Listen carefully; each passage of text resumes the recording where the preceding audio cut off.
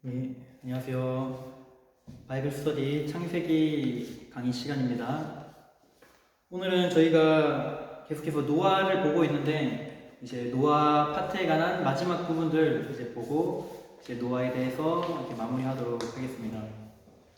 먼저 제가 이제 지금 이 강의가 총신에서 찍는 이제 마지막 강의가 될 것 같아요. 제가 이제 또 기말고사 기간으로 넘어가기 때문에 바이블 스터디에서 창세기 강의는 아마 이번 강의가 마지막 강의가 될 것 같고, 나머지 아브람 부분부터의 그 시간들은 아마 제가 방학 때 수요 사경회가 있으면은 그 시간들을 또 조금 목사님께서 배려해 주셔서 그 시간들을 통해서 이 남은 부분들을 아마 이렇게 하지 않겠나, 그렇게 지금은 생각을 하고 있습니다. 그러면은 노아를 기억하신 하나님 마지막 파트 보도록 할게요. 오늘 이제 보게 될 말씀들은 8장 1절에서 22절까지 말씀인데요. 성도님께서 8장 1절부터 22절까지 꼭 한번 읽으시고 이 강의를 들으시면은 더 좋을 것 같습니다. 그래서 혹시나 아직 읽지 않으신 분들 있다면은 잠깐 강의를 멈춰놓고 이제 그 본문을 한 번 더 읽으신 다음에 이 강의를 들어봐 주시면은 감사하겠습니다. 자, 그러면 1번 저희가 보도록 하겠습니다.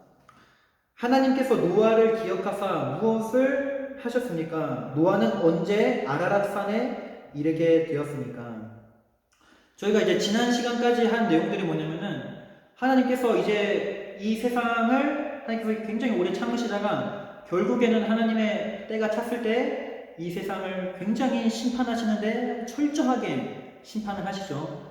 그래서 막 많은 사람들이 홍수에 떠내려가고 죽게 되고 그 물이 굉장히 높이 막 차올라서 인간 그 세상에서 가장 높은 산보다 뭐 더 훨씬 더 높이 그 막 물이 차서 많은 사람들이 그렇게 심판받는 그런 장면을 이제 지난 시간까지 저희가 함께 살펴봤습니다. 자, 하나님께서 노아를 기억하사 무엇을 하셨죠? 8장 1절부터 3절까지가 나와 있습니다.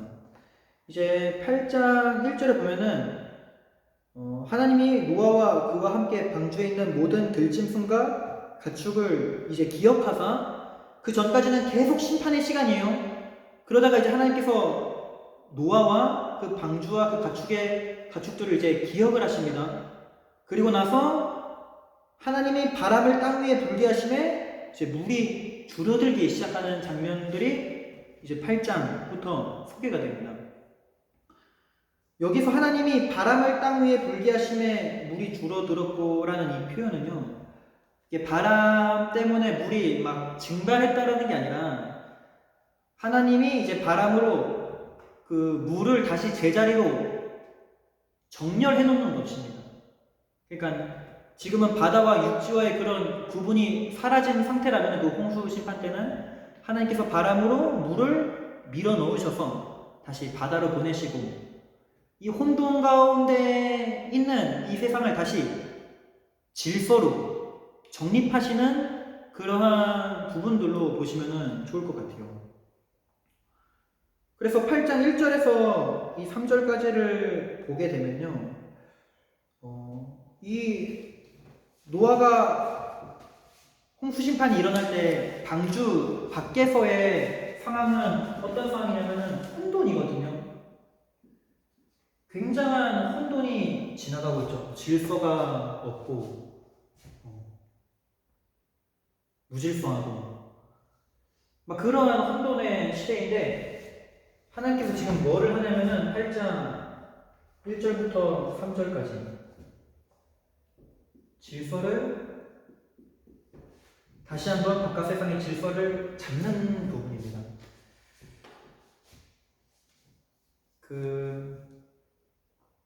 창세기 1장 2절에 보면요, 하나님께서 천지를 창조하실 때 이런 표현이 있거든요.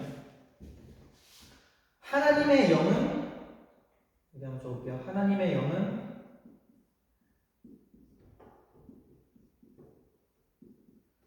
수면 위에 운행하시며,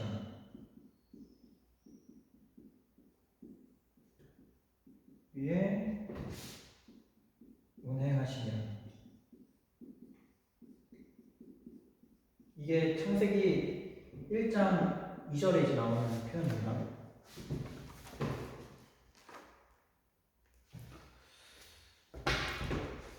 천지천조의 사건은요, 하나님께서 혼돈 가운데 있고 질서가 없는 이 세상을 하나님께서 질서를 잡는 그러한 사건이잖아요.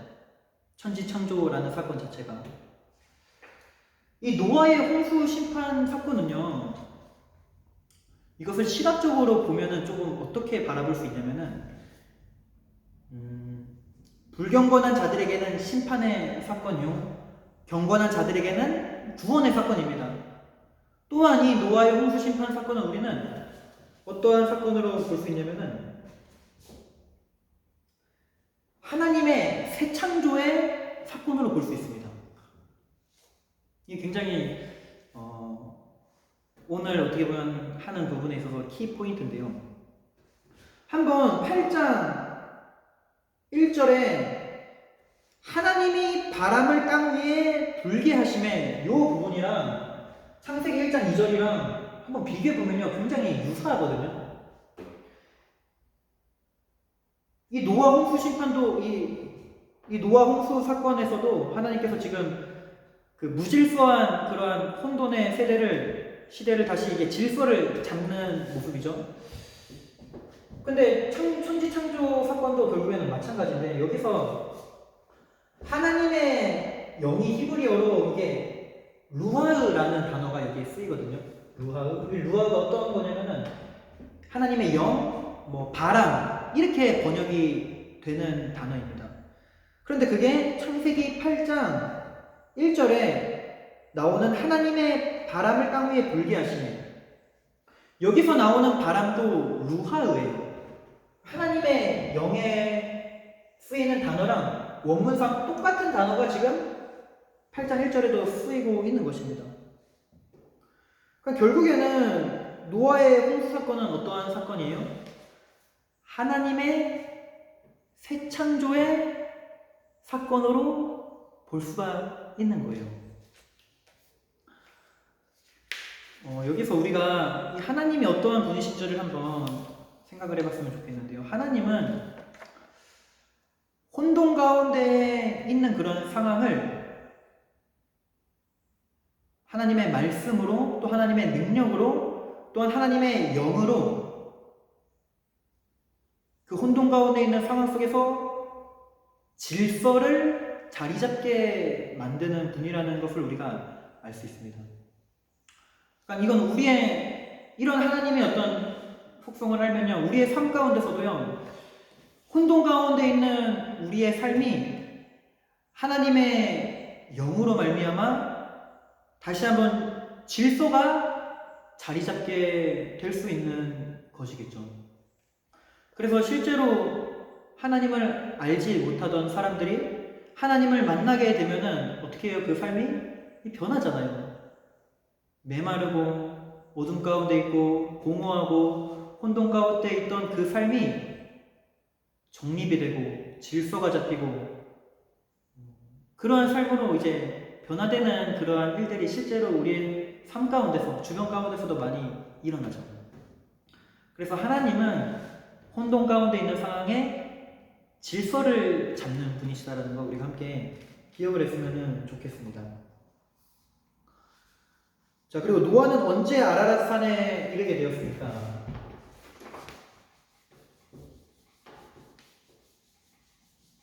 자, 이 새 창조 사건은 잊지 않고 성도 여러분들께서 꼭 기억해 주셨으면 좋겠습니다.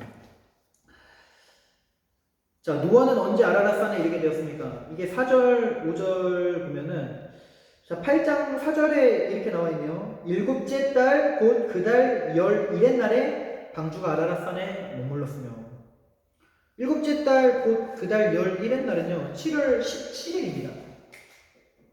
7월 17일에 이제 아라랏 산 도착한 거예요. 노아 홍수 시작이 언제 일어났다고 했죠? 7장 11절인가요? 같이 한번 적어볼게요. 노아 홍수 사건이 일어난 그 시기가 기록된 것이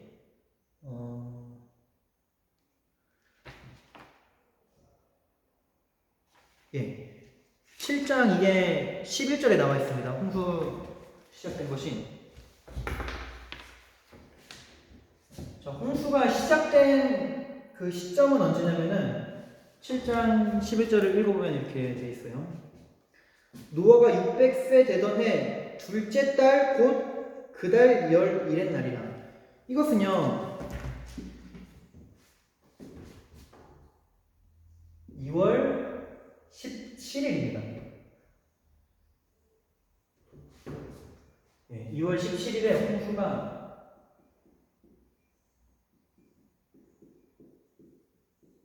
시작했어요. 이건 600세 때. 네. 근데 한 5개월 정도, 한 150일 정도 뒤에 이제 아라рат산에 도착을 한 것입니다. 자, 2번 보도록 하겠습니다. 40일 후 노아는 무엇을 하였습니까? 노아는 왜 비둘기를 내놓았으며 각 비둘기의 반응들이 어떠합니까? 40일 후 노아는 어떻게 하였냐라고 나와 있냐면은 8장 7절에 보니까 까마귀를 먼저 내놓네요. 노아가 까마귀를 내놓는데 그 까마귀가 반응이 어떠냐면 그 뒤에 까마귀가 물이 땅에 마르기까지 날아 왕래하였더라. 그러니까 까마귀가 방주로 돌아온 게 아니라 그 물이 완전히 마르기까지 계속 날아서 막 왕래하는 그러한 모습들을 이제 말해주고 있는 거죠. 자, 그 두 번째, 노아는 왜 비둘기를 내놓았으며 각 비둘기의 반응들이 어떠합니까? 자, 노아가 까마귀를 이제 내놓았는데 까마귀가 안 돌아오고 계속 이제 물에서 막 왕래하면서 돌아다니는 거예요. 근데 이번엔 노아가 비둘기를 내놓습니다. 자, 비둘기를 내놓자 비둘기의 반응은요. 자, 이게 세 가지로 조금 나뉘어지는데요. 먼저 이제 그러니까 노아가 물이 얼마나 줄어들었는지를 확인하기 위해서 지금 이 작업들을 하는 것이거든요. 노아가 그거를 알 수가 없으니까. 그래서 비둘기를 이번에 내놓았는데 8장 9절에 보니까 어떻게 나와 있죠? 온 지면에 물이 있으므로 비둘기가 발붙일 곳을 찾지 못하고 방주로 돌아와 그에게 오는지라. 그러니까 비둘기는 까마귀와 다르게 이 발붙일 곳을 찾지 못하고 까마귀는 막 왕래하고 있는데 비둘기는 방주로 이제 돌아온 겁니다, 그냥. 그래서 노아가 7일을 기다리고 또 8장 11절에 보면은 두 번째 반응이 나오죠. 저녁 때 이제 8장 10절에 다시 비둘기를 방주에 이제 놓습니다. 그러니까 비둘기가 이제 이번에도 그에게 돌아왔는데 8장 11절에 보니까 그 입에 감람나무 새 잎사귀가 있다라고 나와 있어요. 감람나무 새 잎사귀가 있다라는 것은요. 이제 새로운 생명의 역사가 시작되는 길조로 볼 수가 있습니다. 자, 그리고 또 7일을 기다립니다. 그리고 8장 12절에 이번에도 비둘기를 내놓음에 다시는 그에게로 돌아오지 아니하였더라라고 이렇게 나와 있어요. 이것이 좀 어떠한 의미냐면요. 까마귀의 그런 속성과 비둘기의 속성을 조금 이해하면 이 본문이 지금 이해가 가는데, 까마귀의 속성은 어떤 속성이 있냐면요. 까마귀는 이렇게 썩은 고기들을 먹고 조금 이렇게 그러니까 까마귀는 좀 이렇게 썩은 고기들을 잘 먹는 그런 속성이 있다고 해요. 그러니까 노아가 먼저 까마귀를 올려놓는데 까마귀가 돌아오지 않았다는 것은 뭐예요? 지금 물 속에서 막 여러 가지 시체와 짐승의 시체, 뭐 사람의 시체 이러한 것들이 막 떠다니고 있었겠죠. 그러니까 까마귀가 그것들을 계속해서 먹느라 이 방주에 돌아오지 않았다라는 것입니다. 그리고 이번에는 노아가 비둘기를 내놓습니다. 비둘기한테는 어떠한 속성이 있냐면 비둘기는 이렇게 순결합니다. 그러니까 썩은 고기를 먹지 않고 좀 이렇게 깨끗한 것을 조금 이렇게 본성이 좀 깨끗하대요, 비둘기는. 그래가지고 비둘기를 내놓았는데 비둘기가 발붙일 곳을 찾지 못하고 처음에 돌아오잖아요. 그것은 지금 아직까지 바깥의 세상이 어때요? 막 새로운 생명의 역사가 나타나는 그러한 시간들이 아니라 아직까지 정화되지 않은 여전히 물이 넘쳐있고 막 썩은 그런 시체들이 막 붕붕 떠다니고 있는 그러한 상황이라는 것을 노아가 알 수가 있는 거예요. 다시 돌아왔다는 것은. 그리고 나서 또 7일 뒤에 비둘기를 또 내놓았는데 이번에는 비둘기가 이 감람나무 그 잎사귀를 갖고 오잖아요. 이것은 이제 조금씩 이 바깥에 있는 이 세상이 혼돈 가운데서 조금씩 질서가 자리 잡고 새로운 생명의 역사가 나타나기 좋은 환경으로 조금씩 변해가고 있다는 것을 알 수가 있는 거예요. 그래서 노아가 그 비둘기가 이제 그 감람나무 잎사귀를 갖고 온 것을 볼 때 이제 바깥에 물들이 점점 줄어들고 있구나 이런 것들을 이해할 수가 있었겠죠. 그래서 이번에 또 7일 뒤에 비둘기를 내놓습니다. 이번엔 비둘기가 돌아오지 않아요. 이건 뭐예요? 이제 바깥이 새로운 비둘기가 살 수 있는 그러한 정화된 그리고 새로운 생명의 그런 역사들이 나타나기 좋은 환경으로 바뀌었다라는 것을 알 수가 있는 것입니다. 자, 그래서 이제 점점 노아가 이제 깨달았겠죠. 비둘기가 돌아오지 않는 거 보고 이제 물이 줄어들었구나. 이제 뭐 여러 가지 시체, 썩은 고기 이런 것들이 많이 사라지고 바깥이 많이 이제 정화되었구나. 이런 것들을 노아가 좀 알지 않았을까 이렇게 생각이 됩니다. 자, 3번 보도록 하겠습니다. 물이 언제 지면에서 거쳤으며 땅이 언제 말랐습니까?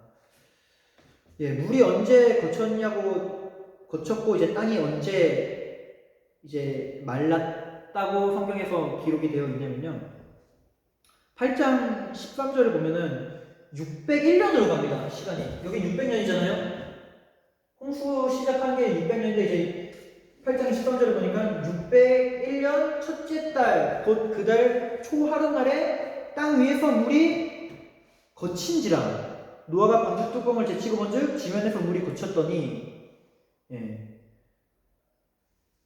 그리고 나서 8장 14절에 보니까 둘째 달 21의 날에 땅이 말랐더라. 그러니까 땅이 언제 말랐냐면요. 이제 601년이죠. 601년 둘째 달 21의 날은요. 둘째 달 21의 날 2월 27일이거든요. 이때 완전히 땅이 마른 거예요.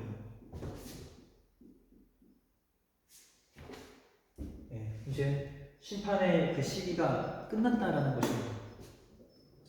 그러면 우리가 이런 날짜들을 봤을 때 노아가 방주 속에서 있었던 기간이 얼마나 되는지를 우리가 이제 알 수가 있는 건데요. 얼마나 될까요? 노아가 방주 동안 있었던 기간이 총 하면은 1년하고도 10일.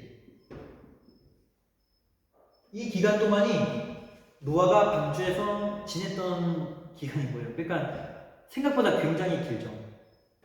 우리는 그 홍수 심판 내린 그 기간이 이 40주야로 비가 왔다라고 나오잖아요. 그래서 비가 이제 다 끝나고 노아가 바로 나왔다라고 생각할 수도 있는데 사실 성경을 자세히 보면은 노아가 방주에 있었던 기간이 한 375일 1년이 넘는 시간 동안 방주에 있었다라는 것을 알 수가 있어요. 그러니까 굉장히 오랜 시간 동안 노아가 방주에 있었던 것이겠죠.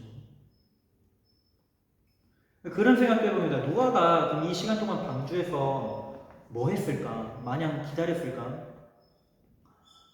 노아가 방주에서 뭐 했을까요? 제 생각에는 이 시간 동안 노아는 여전히 하나님께서 자신에게 맡겨진 일들을 충성스럽게 감당하지 않았겠나 이런 생각들을 해봅니다. 그러니까 게으르고 막 그렇게 지낸 게 아니라 그 방주 안에 수많은 짐승들이 있었잖아요. 그러니까 그 짐승들을 돌보고 먹이도 주고 막 그렇게 자신에게 맡겨진 일들을 그렇게 끝까지 노아가 감당하면서 지내지 안 하겠나 그런 생각들을 좀 해봅니다. 예, 4번 보도록 하겠습니다. 하나님께서 노아에게 무슨 말씀을 하셨습니까? 노아는 언제 방주에서 나왔습니까? 방주에 들어간 지 얼마 후입니까? 예. 하나님께서 노아에게 무슨 말씀을 하셨죠? 5장 8장 15절에서 17절 보면은, 자 16절에서 17절 제가 읽도록 하겠습니다. 너는 내 아내와 내 아들들과 네 며느리들과 함께 방주에서 나오고, 방주에서 나오라는 말씀을 하시네요. 그리고 너와 함께한 모든 혈육 있는 생물 곧 새와 가축과 땅에 기는 모든 것을 다 이끌어내라. 이것들이 땅에서 생육하고 땅에서 번성하리라 하시매. 지금까지 홍수 심판이 쭉 진행되면서 하나님의 말씀이 노아에게 임하지 않다가 언제 임해요? 375일이 지나고 나서 다시 하나님의 말씀이 노아에게 임하는 거예요.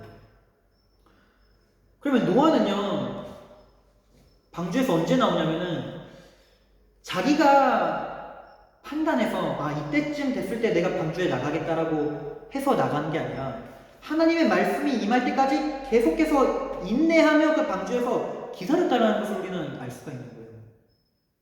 그러니까 이 부분에서도 노아의 인내심이 얼마나 큰지를 우리는 알 수가 있는 겁니다. 노아가 방주 지을 때도 굉장히 많은 시간들을 인내했을 거 아니에요. 햇볕은 찡찡하죠. 사람들은 심판 이런 거 없다 하죠. 근데 그 가운데서도 묵묵히 방주를 만드는 그 노아의 인내. 근데 뿐만 아니라 방주가 지어진 후에도 굉장히 오랜 시간 동안 하나님의 말씀이 임하기까지 그 방주의 자리에서 떠나지 아니하고 하나님의 말씀이 임할 때에 그제서야 그 방주에서 나오는 그 노아의 모습을 보면서 정말 노아는 이 순종의 사람이었구나, 하나님을 중심에 두면서 살았던 인물이었구나 라는 것들을 알게 되는 것입니다.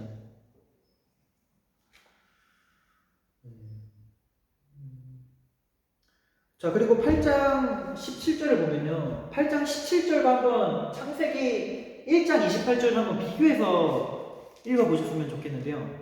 8장 17절과 창세기 1장 28절을 한번 지금 성경책이 있으신 분들은 비교해서 읽어보셨으면 좋겠어요. 아까 제가 노아의 이 홍수 사건이 새창조의, 신학적으로 보면 이거는 새창조의 사건이다라고 말씀을 드렸잖아요. 이 공허했던 세상 가운데 질서를 만드시는 그 하나님의 그런 모습들이 이 천지창조의 사건에서도 나타나고 이 홍수 심판 뒤에 나타나는 그 하나님의 모습에서도 나타나는데, 그것이 어떻게 또다시 나타나냐면요, 창세기 1장 28절에 보면은 하나님께서 생육하고 번성하라라는 명령을 이 아담에게 주시잖아요. 그렇죠? 그런데 그 명령이, 생육하고 번성하라는 명령이 언제 또 나오냐면은 창세기 8장 17절에 노아에게 또다시 하나님께서 생육하고 번성하라고 지금 말하고 있는 것입니다. 하나님의 어떻게 보면 리셋 사건이라고 볼 수가 있는 거예요. 다시 하나님께서 시작하는 거죠. 그러니까 인류를 포기하는 것이 아니라 하나님께서 다시 한번 이 구원의 역사를 지금 계속해서 또 이루어 나가고 계시는 그러한 모습들을 볼 수가 있는 것입니다. 마지막 심판 때도 결국에는 새 창조가 일어나겠죠.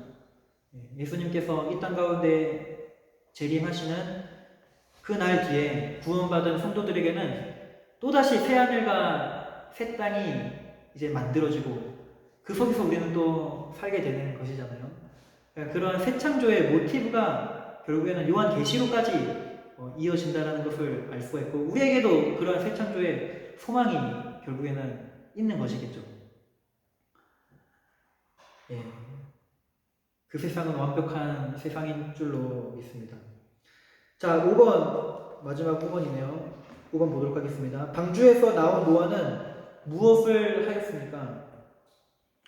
자, 방주에서 나온 노아가 뭘 하냐면요, 8장 20절에 보면은 노아가 하나님 앞에 이제 정결한 짐승과 정결한 새 중에서 제물을 취해서 번제로 제단에 드렸다. 그러니까 제사를 드렸다라는 것을 알 수가 있죠. 그러니까 오늘날로 말하면은 노아가 방주에서 나와서 뭐 이제 내가 막 먹고 살 걱정하고 이제 내가 어떻게 살아가지 이런 궁리했다라는 것이 아니라 방주에서 내리자마자 노아가 가장 먼저 할 일은 하나님 앞에 예배를 드렸다라는 것입니다. 노아가 어떤 마음으로 예배를 드렸을까요? 그 온 세상을 휩쓰는 심판 가운데서 나를 구원하여 주신 그 하나님의 은혜에 대한 깊은 감사가 노아에게는 있었을 것입니다. 그러한 마음으로 하나님 앞에 내리자마자 예배를 드렸다는 거예요. 그러니까 노아가 얼마나 이 우선순위를 어디에 두고 살았는지, 그리고 얼마나 하나님과의 관계에서 자신의 그 우선순위를 두고 살았는지를 이 노아가 내리자마자 한 일이 무엇인가를 보면 또 알 수 있는 것입니다. 그러니까 오늘날에도 우리가 하나님 앞에 예배를 드리는데 어떠한 마음으로 그러면 예배를 드려야 될까요? 죄로 인해서 심판받아야 될 나를 건져주시고 구원의 백성으로 삼아주신 그 하나님의 은혜에 대한 감사와 감격으로 하나님 앞에 나아가야 되는 것입니다. 그 겸손한 마음으로 예배를 드릴 때 하나님께서 그 예배를 굉장히 기뻐 받으시는 것이죠. 그래서 8장 21절에 보면은 여호와께서 그 향기를 받으셨다라고 나와 있어요. 그러니까 노아 예배를 하나님께서 너무 이렇게 기쁘게 받으신 거예요. 그리고 나서 하나님께서 중심에 어떠한 결심을 하시냐면은 이제 다시는 쉽게 해서 이제 홍수로 인해서 사람을 심판하지 않는다라는 그러한 선언을 하십니다. 그리고 이제 창세기 9장에 가면은 그것으로 이제 무지개 언약을 허락하여 주시죠. 그 무지개를 보면서 하나님께서 다시는 이 물로 홍수로 인류를 심판하지 않겠다라는 하나님의 약속이 맺어지죠. 그러나 마지막 날에는 물로 심판을 받는 것이 아니라 불로 이제 심판을 받게 될 그 심판은 아직까지 우리에게 남아있다는 것을 우리는 기억을 해야 되는 것입니다. 그래서 저도 이 창세기 노아 강의 준비를 하면서 느꼈던 게 참이 노아의 홍수 심판 사건이 결국에 종말에 있을 예수 그리스도의 그 재림의 사건과 참 많이 닮아있다라는 생각을 정말 많이 해봅니다. 그러니까 홍수 사건이 우리는 심판 사건으로만 생각하는데 그것이 노아에게는 구원의 사건이잖아요. 예수님이 재림하시는 그 날도 많은 사람들이 심판의 사건으로 생각을 하고 있지만 예수 안에 있는 사람들에게는 그 날은 곧 구원의 날이고 구원의 사건으로도 볼 수가 있는 것이잖아요. 그리고 그 날에 이제 새날과 새 땅이 이루어지는 하나님께서 완전한 죄가 없는 새 창조를 이루실 것이고 그곳에서 이제 우리는 영원히 하나님과 교제를 누리며 이제 살아가게 되겠죠. 그래서 우리는 정말 날마다 그 재림의 날을 기억하며 깨어 있어야 되는 것입니다. 노아 시대에 있었던 사람들과 같이 시집가고 먹고 마시고 그러한 일들에만 집중하다가 하나님을 잊고 살아가서는 안 된다라는 것이죠. 그것을 성경은 우리에게 경고하고 있는 것입니다. 오늘날의 시대를 살아가고 있는 우리에게. 예수님께서도 그래서 이 재림의 날을 굉장히 노아의 날과 이게 비교를 하는데요. 제가 이거를 미리 찾아본 건 아니라서 그게 누가복음에 아마 나와 있는 걸로 같은데 한번 성경 그 말씀을 한번 찾아볼까요? 누가복음 어디 나와 있죠?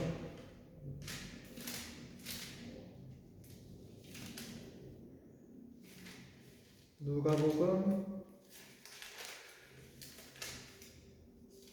제가 이게 그 구절 미리 찾아놓은 게 아니라 갑자기 지금 강의하다가 그 부분이 생각이 나서 미리 못 찾아놨는데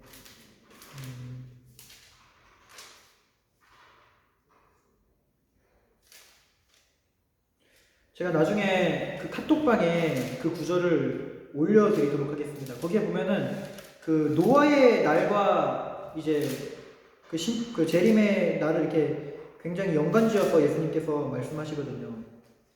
그때도 많은 사람들이 이제 시집가고 장가가고 먹고 마시고 그랬던 것처럼 마지막 날에도 그럴 것이다 이렇게 나와 있는데, 그래서 우리가 날마다 이렇게 깨어서 하나님 앞에 경건하게 이렇게 살았으면 좋겠습니다. 자, 그리고 6번 마지막이네요. 이상에서 노아 한 사람을 통하여 구원의 역사를 이루어 가시는 하나님은 어떤 분이신가 생각해 보시오. 구원의 은혜를 감당하기 위해서 투쟁해야 할 점이 무엇일까요? 이 부분은 뭐 우리가 각자 이렇게 생각을 해보면 되겠죠. 같이 이게 뭐 만약에 대면으로 이렇게 진행되는 거라면은 뭐 이렇게 한 분씩 생각해보고 이런 것들도 한번 이렇게 나눠보고 하면은 참 좋은 시간이 될 수 있을 것 같은데, 그런 거는 이렇게 못 해봐서 아쉽습니다. 저는 개인적으로 어떠한 생각을 해보냐면은, 하나님께서 구원의 역사를 이루어 가시는데 많은 사람이 필요했던 것이 아니잖아요. 노아 한 사람을 통해서 하나님께서는 새로운 구원의 역사를 이루어 가시거든요. 노아는 어떠한 인물이었냐면은 하나님의 말씀에 철저하게 순종했던 인물이죠.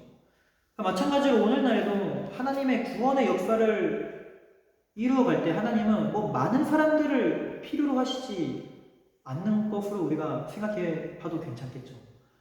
철저히 하나님의 말씀에 순종하고 하나님의 손에 붙잡힘을 받을 수 있는 그 한 사람을 통해서도 하나님은 놀라운 구원의 역사를 오늘날에도 이루어 가실 수 있는 분인 것 같습니다. 예. 하나님의 구원의 역사가 어떻게 이루어가는지 이제 또 아브라함을 통해서도 그게 계속해서 전개가 되거든요. 그래서 이제 그게 계시록까지 이렇게 쭉 갑니다, 성경이. 이 구원의 역사가 어떻게 진행이 되어 나가는지. 그래서 아브라함부터는 저희가 바이블 스터디로는 이제 보기는 힘들 것 같고, 예, 아마 수요 사경회 때 이렇게 볼 수 있지 않을까 생각을 해봅니다. 그러면 오늘 강의 이렇게 제가 기도하고 마치도록 하겠습니다. 하나님 감사합니다. 오늘 또 이렇게 바이블 스터디를 통하여서 또 하나님께서 저희들 각자에게 깨닫게 해주신 부분들이 있는 줄로 믿습니다. 하나님 아버지, 우리들이 이 땅을 살아가는 데 있어서 노아와 같이 하나님을 중심에 두고 하나님의 말씀에 날마다 순종하는 삶을 살게 하여 주시옵시고, 또 우리들이 영적으로 잠들지 않고 날마다 깨어있어 주님 다시 오실 때에 기쁨으로 주님을 맞이하는 저희들이 될 수 있도록 인도하여 주시옵소서. 예수님의 이름으로 기도합니다. 아멘.